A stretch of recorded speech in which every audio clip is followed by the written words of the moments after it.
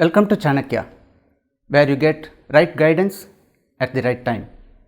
We have a situation with a project manager Ram, which could be very relevant for many other project managers. Let's explore that situation with our experts Srini and Anant. Welcome Srini and Anant. Thank you, Vishnu. The situation is like this. Ram is a project manager with an IT service company, and his company has won a contract for application management, transitioning from an existing vendor for supporting for a large business corporation called India Now. This involves right from the knowledge transition and then sustaining the application maintenance and support. The application is a scaled down version of an ERP custom developed for India Now by a service provider called Momentum Software. And Momentum Software is the current service provider who is maintaining the application. For some reason, India Now is not happy with the Momentum Software. That's how they have come to Ram's firm to transition this and asking them to take it over further. So Ram is looking for guidance in this whole transition and application maintenance aspects, especially from a risk management perspective. So starting with you, Anant, how can Ram go about this? I guess the starting point for Ram and his firm would be to understand why was the customer unhappy with the earlier provider, right? And the reasons might have been technical, or it might have been service level performance related, or it may just be commercial.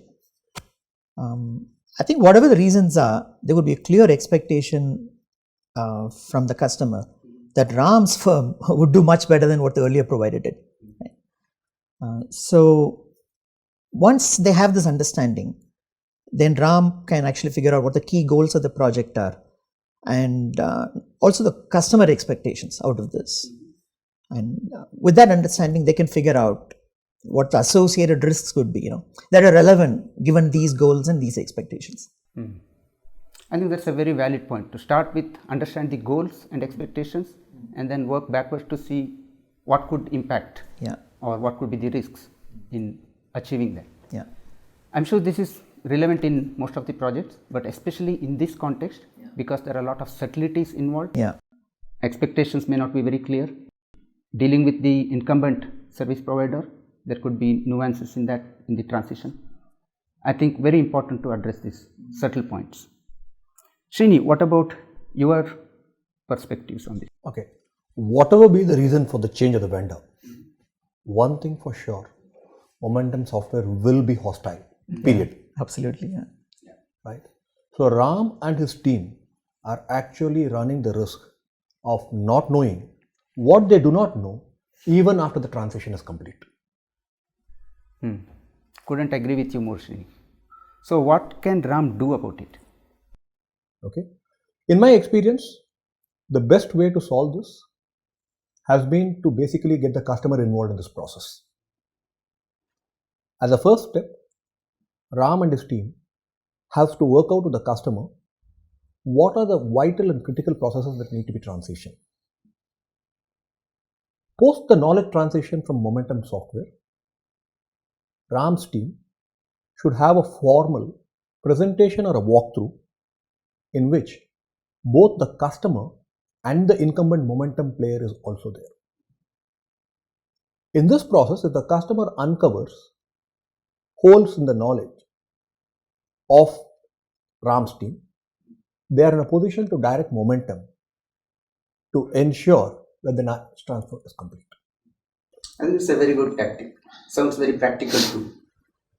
Any other thoughts from you, Anand? I think what the point that Srini made and the approach he suggested is excellent, and it will definitely work in this particular case, Vishu. Having said that, I think this particular risk is too big an item for Ram to handle by himself as a project manager. I think he's got to take it up to maybe a couple of levels above him, not just in his own management, also involve the management of the other parties involved.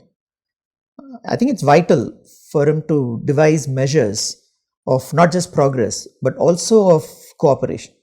Right? once he has his measures in place, he needs to have periodic review mechanisms and escalation procedures in place. And with that, what will happen is when an issue comes up, right, he will be able to get management attention immediately, to get the issue resolved very quickly. I think very good point. Instead of he alone fighting it, he set up a mechanism where it becomes a collective way of dealing such a situation. Yeah, it gives him levers to manage. Absolutely. Could there be any penalty for lack of cooperation? Yeah, penalty, right? The favorite of most of the people who write contracts. They could be, but I personally prefer a carrot rather than a stick, right? And it could be in many forms. It could be cash incentives for related to a transition goal, right?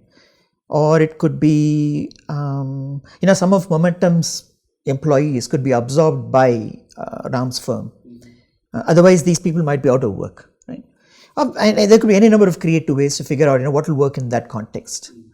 I feel that approach will work better. I think I like the incentivization rather than penalizing or a stick approach. I think that's much better. What do you see as some of the top risks, Anant? See, we are talking about transition here, right? And whenever you transition work, I found there are two things, right? There are some things that are tangibles and there are some things that are intangibles. Tangibles are like application portfolio, could be the user base, could be defect stats, and these are easily transitioned. Right? But when you think of subtle things like tacit knowledge of the domain, or power users, or key relationships, how do you ever get to transition those within such a short time? Right? I think next to impossible. Yeah. Fully agree with that. Yeah. I think dealing with intangibles is much harder. So what can RAM do for that? I have seen this, make or break engagements, but I never figured out a way to mitigate these. Have you seen, from your experience, anything, Srini? Yeah, I had one experience where we actually shelled out $2 million to make this happen. Wow. Right? Maybe something from that for Ram. Right? I think in this case, it is very important for Ram to take his management into confidence, like already Anant alluded. And then see how he can retain some of the critical players from Momentum Software post the transition into the steady state phase. Because tacit knowledge is only acquired over a passage of time. This is one of the ways in which you can actually reasonably acquire the tacit knowledge. Basically buy some time. Yeah. Yes, I think very, very good point. So if Ram can pull out that, I think it will lead to a lot more success in this engagement. Thank you, Srini and Anant. Let me summarize the few points that I picked up from this conversation. Number one, Ram should understand the reasons for exit of Momentum and look at clarifying the goals and commitments that are as the expectations and identify risks that will impact these goals. Number two, manage risks of non-cooperation during transition. Involve management with appropriate review and escalation mechanisms and incentivize the cooperation. Third point that I noted down is many intangibles like tacit domain knowledge, key relationships are difficult to gain within transition time frame. So he should try to retain key resources from the Momentum during and even beyond transition. Does this summary make sense? Yeah, I think sounds good. Yeah. Okay. Thank you once again, Srini and Anant.